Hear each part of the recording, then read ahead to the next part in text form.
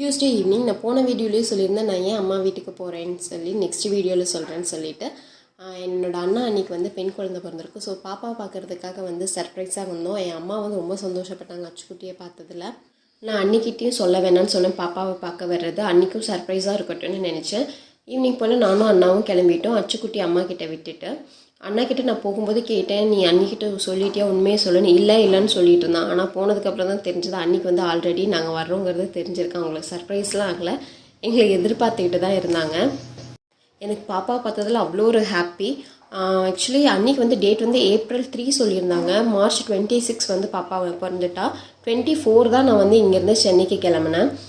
After delivery 3rd மந்த்தில் என்னோடய husband வீட்டுக்கு போயிட்டு வந்ததுக்கப்புறம் தான் நான் எங்கே போகிறதுனாலும் போகணும்னு சொல்லியிருந்தாங்க. கரெக்டாக நான் போனது 2nd டேலேயே பாப்பாவும் பிறந்துட்டேன். எனக்கு ரொம்ப ஹாப்பி பாப்பாவை பார்த்ததில். ஈவினிங் 7 o'clock போல் வீட்டுக்கு கிளம்பிட்டோம்.